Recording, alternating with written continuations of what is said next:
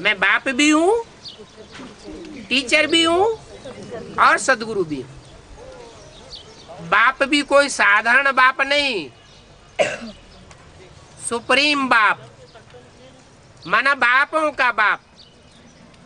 जो भी धर्म पिताएं हैं उन सबका बाप। और सुप्रीम टीचर,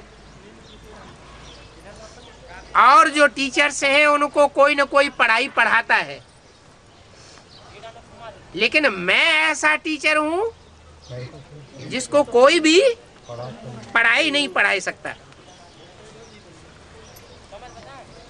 राजयोग की भी पढ़ाई है ना, ये राजयोग की पढ़ाई सुप्रीम टीचर को कोई नहीं पढ़ा सकता। वो सारी दुनिया को पढ़ाता है, उसको कोई नहीं पढ़ाता, इसलिए वो सुप्रीम टीचर है। और सदगुरु, बाकी दुनिया में जो भी गुरु हैं वो सब देहधारी गुरु हैं, उनको सदगुरु नहीं कहा जाता।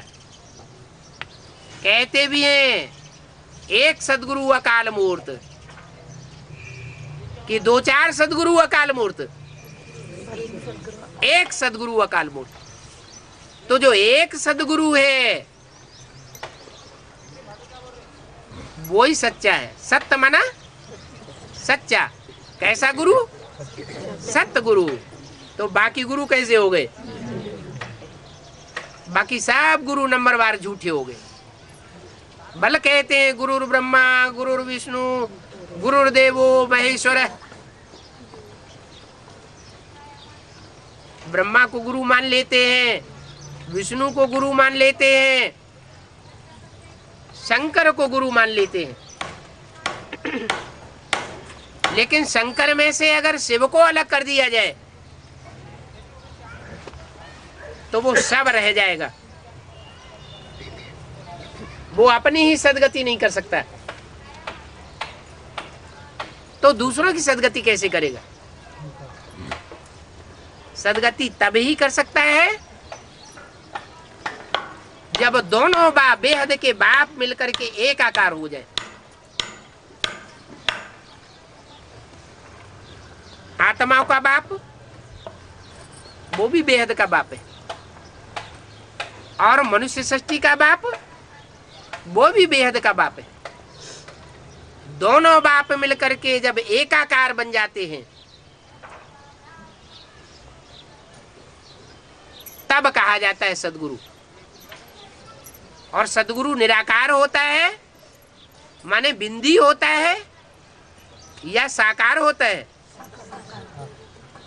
सदगुरु सदगति करेगा तो क्या सिर्फ आत्मा की सदगति करेगा? शरीर की सदगति नहीं करेगा। सिर्फ आत्मा की ही सदगति करे तो कहेंगे 500 करोड़ की सदगति करके जाता है। करता है, एक जन्म की करता है सबकी,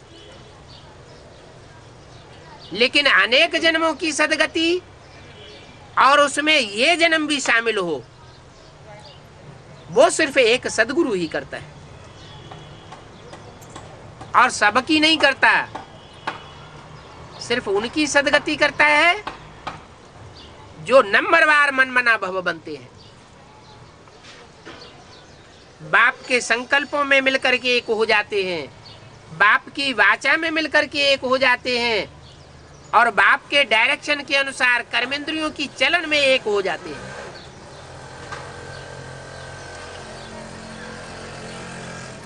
उन आत्माओं की सदगति होती है और शरीर सहित सदगति होती है। इसलिए बोला है आत्मा रूपी बिठैया और शरीर रूपी नवैया, दोनों का खिवैया एक बाप है। मैं ऐसा धोबी हूं जो तुम्हारे शरीर रूपी वस्त्र को बढ़िया बना करके जाता हूं। ऐसा धोबी किस काम का? जो वस्त्र फाड़ के रख दे और कहे अगले जन्म में ले लेना। बाप कहते हैं नहीं, मैं तो इसी जन्म में तुम्हारे शरीर रूपी वस्त्र को कंचन काया बनाकर जाता हूं। आत्मा भी कंचन बनती है, सच्ची बनती है। कंचन माना सोना, सोना माना सच्ची। और आत्मा जिस शरीर में बैठी है वो शरीर भी कंचन काया बन जाता है, क्योंकि आत्मा का संग शरीर को लगता है। आत्मा पावन बनती है तो शरीर भी पावन बनता है।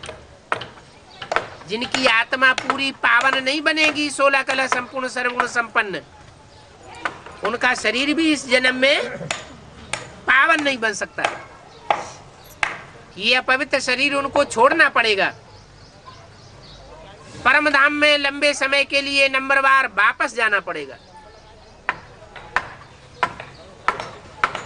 मैं तुम्हें ऐसी युक्ति बताता हूं, ऐसा राजयोग सिखाता हूं, तुम इसी जन्म में इसी शरीर से आत्मा और शरीर दोनों को कंचन बना लेंगे।